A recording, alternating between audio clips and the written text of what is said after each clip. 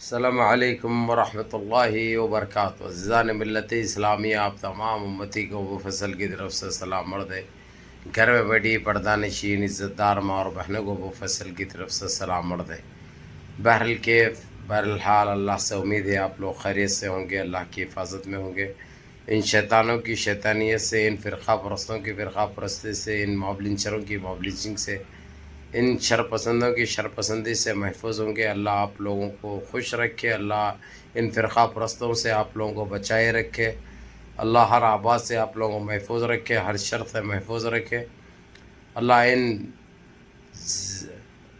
ناسور کے کیڑوں کو اور دیمکی کیڑوں سے بچائے رکھے، آپ لوگوں کو اللہ اپنی حفاظت میں رکھے۔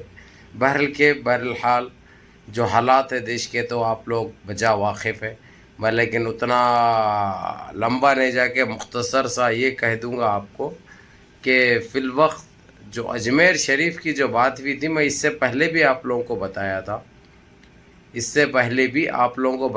تھا، اس کو اریسٹ کرنے کا آرڈر پاس ہوا، اس کے بعد اس کو مدھیہ پردیش سے گرفتار کر کے لے کے آیا گیا، لیکن راجستھان لے کے آئے۔ اس کو لے کے آنے کے بعد وہاں سے اور کچھ لوگ بنارس میں بھی اس کے اوپر FIR کرے تھے، وہاں سے بھی۔ اور یہ اجمیر شریف کی کمیٹی کے لوگ جو ہے، وہ لوگ نے جو کام کیا وہ سراہنا ہے، وہ قابل ستائش ہے، بہت اچھا کام کرے وہ لوگ۔ جس طریقے سے اس کی اوقات اس کو دکھائی گئی، کیونکہ یہ لوگ جو منہ میں آیا بول دے رہے ہیں، ان کے جو حرکتیں ہیں وہ کر رہے ہیں۔ بہرحال جو گرفتار کیا گیا تھا اس کو، وہ آپ لوگوں کو میں نے بتایا تھا، بہرحال اس کو آج چھوڑ دیا گیا۔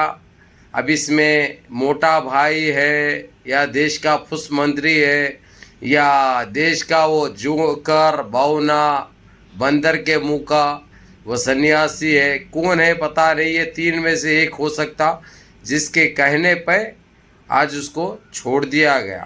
حالانکہ اس کو کل ہی گرفتار کیے تھے، آج چھوڑ ڈالے اس کو۔ جبکہ ایسے آتنکی کو سر عام پبلک کے سامنے سیدھے جو ہے سو رسی سے لٹکانا چاہیے، اس کو پھانسی دینا چاہیے، تاکہ دیش کی یہ گندگی نہ ہو، دیش میں یہ گندگی نہ ہو، یہ موب لنچروں کی، یہ بلاتکاریوں کی، یہ سنگی آتنکیوں کی اوقات ان کو دکھائی جائے۔ بہرحال اس کو جس طریقے سے چھوڑا گیا، اس کے اوپر تو سب سے پہلے اعتراض اجمیر شریف درگاہ کے ان کمیٹی کے ممبروں کو ہوئی ہے، اور جس طریقے سے وہ لوگ نے جب میری بات ہوئی وہاں کے ذمہ داران سے صاف کہہ دیا وہ لوگ کہ ابو فضل بھائی اس کو چھوڑ دیا گیا ہے، یہ تینوں میں سے کس کا ہاتھ ہے وہ تو وہ لوگ بھی نہیں جانتے ہیں، لیکن ذرا آپ آواز اٹھائیے۔ ارے بھائی آواز اٹھائے، ہم بھی اٹھا سکتے، آپ بھی اٹھا سکتے، سب اٹھا سکتے ہیں، لیکن حل کیا نکلنے والا ہے؟ ان پاپیوں کو، ان درندوں کو اگرچہ نہیں کھلی چھوٹ دی جاتی تو ایک قانون لاگو ہوتا تھا، جیسا مثال کے طور پہ جو بلاتکاریوں کے لیے جیسا ویسٹ بنگال میں ممتا بنرجی نے لاگو کیا، کیرلا میں لاگو ہوا، لیکن دیش کے دوسرے اسٹیٹ میں وہ چیز لاگو نہیں ہوئی۔ اور یہ جو دیش کے اندر بھڑکاؤ باتیں کرتے ہیں، جو زہر پھیلاتے ہیں، زہر بانٹتے ہیں، یہ جھوٹے باتیں جو کرتے ہیں، ان کے اوپر بھی ایک قانون لاگو ہونا بہت ضروری ہے، تاکہ یہ گندگی ختم ہو سکے، ان کو سزا مل سکے، جبھی دیش صاف ہوگا۔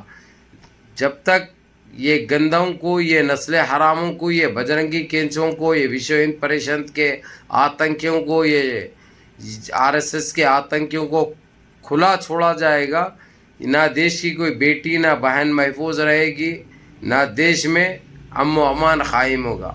یہ ایک جگہ نہیں، ایک جگہ یہ اسی طریقے سے کرتے رہیں گے، اور یہ بڑھتا رہے گا، پھیلتا رہے گا۔ اس سے دیش واسیوں کا بھی نقصان ہے، اور دیش کی بھی تھو ہو رہی ہے ساری دنیا میں، لیکن اس کی ان کو فکر نہیں ہے۔ ان کو فکر ہے تو صرف یہ آتنک پھیلانے کی، ہندو مسلمان کاٹ کھیلنے کی۔ کب تک کریں گے یہ حرام خور سالے؟ فلمیں بنانے کے لیے وہ لوگوں کو ٹیکس فری کیا جا رہا، کسی طریقے سے مسلمانوں کو، مغلیوں کے بدنام کیا جائے، مسلمانوں کو دلوں کو ٹھیس پہنچائی جائے۔ یہ پاکھنڈی یہ تک بھول چکے ہیں انگریز نے کیا کیا تھا۔ ان کے 14 13 سال کے بچوں کے سینے کاٹے تھے، جس کے تھے یہ سارا کچھ بھول گئے. یہ جو غلامی کر رہے تھے, اتنا ظلم کرے انگریز, وہ بھول گئے. 68-70 سال پہلے کی اسٹوری بھول گئے یہ لوگ, وہ تاریخ بھول گئے. جو مسلمانوں نے آزادی دلائی تھی ان کو, مسلمانوں نے اپنی جانیں نچھاور کی. یہ ان کو 800-900 سال, کیونکہ مغلیہ ہی ہے, وہ مسلمان ہے تو بڑے چھپتے ہیں مسلمان. مسلمانوں کا پکڑ کے چلتے ہیں یہ لوگ, مسلمانوں کے علاوہ کوئی چیز ان کو نظر ہی نہیں آتی ہے. تو بہرحال یہ ایک گندی سازش ہے, ایک منصوبے کے تحت, ایک پلان کے تحت کام انجام دیا جا رہا, جو آپ لوگوں کو مسلسل بولتے جا رہا ہوں, اور میں برابر بولتے رہوں گا جب تک آپ لوگوں کی آنکھ نہیں کھلے گی, جب تک آپ لوگ نہیں جاگیں گے برابر بولتا رہوں گا. رہی بات ابھی جس طریقے سے اس کو چھوڑا گیا, اور وہاں پہ راجستھان کے کچھ مسلمان جو روڈوں پہ دھرنا دینے کا بات کر رہے ہیں, بالکل آپ لوگ کر سکتے ہیں. یہ قانون کے دائرے میں رہ کے برابر کریے تاکہ اس کو دوبارہ گرفتار کیا جائے اور اس کو کفر کردار تک پہنچایا جائے. آج وہ بول کر اجمیر شریف درگاہ خواجہ اجمیری کو بدنام کیا, ویسے ہی پھر کوئی دوسرا کرے گا. اگرچہ ان پاکڑوں کو, ان گڑمبوں کو, ان نسل حراموں کو, ان کے اوقات ان کو نہیں دکھائے, اگرچہ ایک آدھ کو سزا صحیح نہیں ملی تو پھر دوسرا آتنکی پیدا ہوگا, دوسری بار یہ حرکت کی جائے گی. اس لیے ان کو یہ سزا ضروری ہے. تو میرے عزیز دوستوں, میرے بھائیوں, میری ماں اور بہنوں, جو آپ لوگ مایوس ہو رہے تھے اجمیر شریف درگاہ کو لے کر, میں آپ لوگوں کو پہلے ہی بتا دیا تھا کہ یہ من کھٹت کہانی ہے, یہ ایک جھوٹا الزام ہے. یہ ایک الزام ہے جو ہمیشہ لگاتے ہیں یہ لوگ, اس میں بھی کامیاب ہوں گے سوچے یہ لوگ, لیکن یہ نہیں سوچے کہ حق حلال اللہ سبحانہ تعالیٰ, اللہ رب العزت, اللہ اور اللہ کا حبیب وہ بہتر جانتے ہیں. وہ سچائی کا ساتھ دیتے ہیں, کبھی بھی حق کا ساتھ دیتے ہیں. تو اب ان کو تو منہ کی کھانی پڑی, لیکن ہم کو افسوس اس بات کا ہے, اس آتنکی کو, اس بہروپیے کو آج رہا کیا گیا, آج پی ایس سے چھوڑ دیا گیا, اس کو کورٹ لے گئے, کورٹ سے اس کی بیل سیم ڈے کیسا ہوئی, جبکہ دیش کے تمام مسلمانوں کو اس نے گمراہ کیا, دیش کے تمام لوگوں کو اس نے گمراہ کیا.